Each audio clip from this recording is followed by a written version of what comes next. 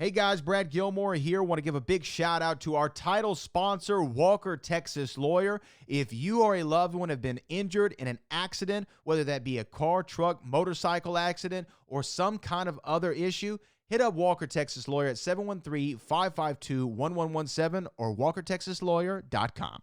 Oh, Brad, what have you done now?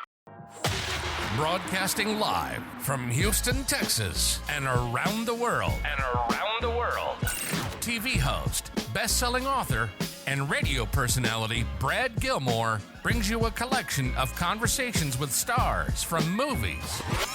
Matthew McConaughey. Brad Gilmore. Mark Wahlberg. Hey, how are you?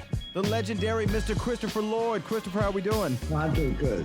Great introduction. Jessica Alba and Lizzie Mathis. Ladies, thank you so much for joining me. Thank you. Kevin Costner joins us. Thank you so much. Thank you.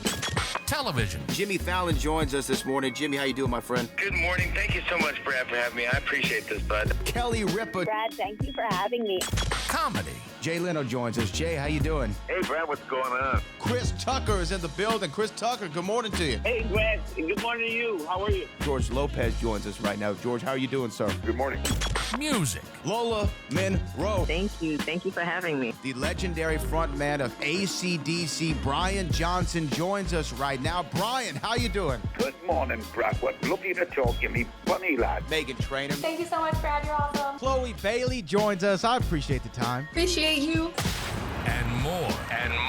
This is The Collection. Now your host, The Boat. Brad Gilmore.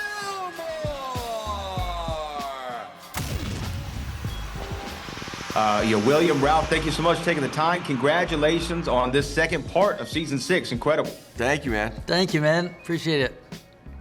Yeah, you know what? I really want to start with this. So when I'm not doing stuff like this, I work for a professional wrestling show where we do a television show. And one of the things that I've learned working there is it's not really about body slams and drop kicks for these guys. It's about the psychology of characters throughout simulated combat. And what I wanted to ask both of you is when putting together a fight scene, especially like what we see and throughout the entirety of Cobra Kai, but even in this second part of season 6, how much consideration goes into not only this is how William or Ralph would fight, this is how Johnny or LaRusso would fight, and has it become easier and almost second nature at this point? William, if we could start with you.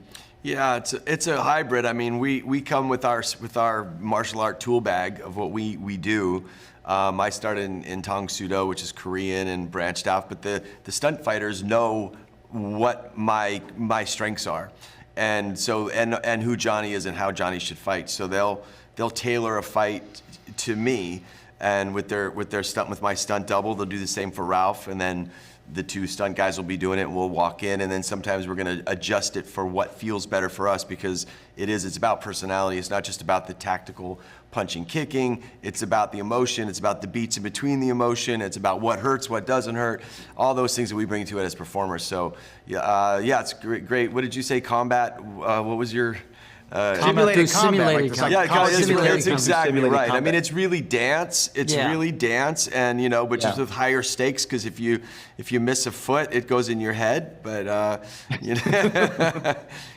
but it's we've done this. I mean, we started this decades ago, right? Yeah. And so when we get to go together, it's great. But the funny thing is with Ralph is he's got super strong. No, they're just bony. Nah, he's got meaty arms.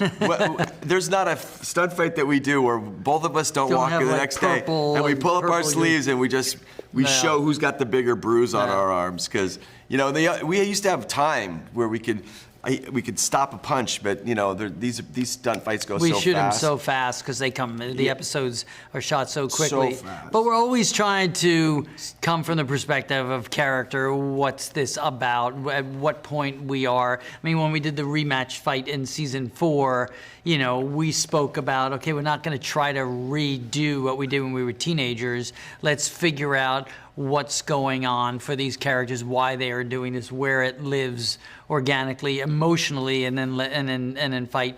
Have the physical part be on top of that, and then it's more than just fun. Otherwise, it just becomes like a bunch of video game fighting, which, in today's day and age, most of them feel like that because they're just trying to one up everything else. So hopefully the narrative is always a through line beneath the action. Well, what I love, though, about the show, too, is every time we get one of these big battles, like a huge battle, whether it's at the LaRusso house, at the high school, but this time, everyone's in the mix here at the end of the, episode 10 at the Sakai, I can never say it. Don't worry, none of us can. Sakai Taikai. There we go. Sakai Taikai. There we go. Go. But at the end of it, it's one of the great battles, I think, in the show, and maybe my favorite episode of the show is that 10th episode of part 2.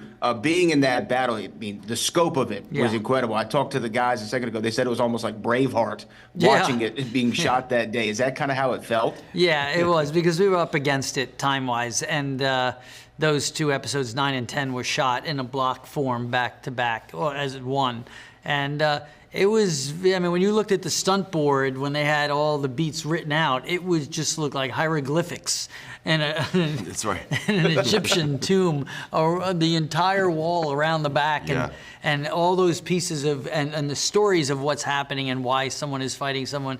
It was, kind of like, and go. And we were all as prepared as we could be, thanks to the great stunt team and all the actors working together. But like everything else in this Karate Kid universe, somehow it's blessed in a way that delivers, and it's just really exciting to see.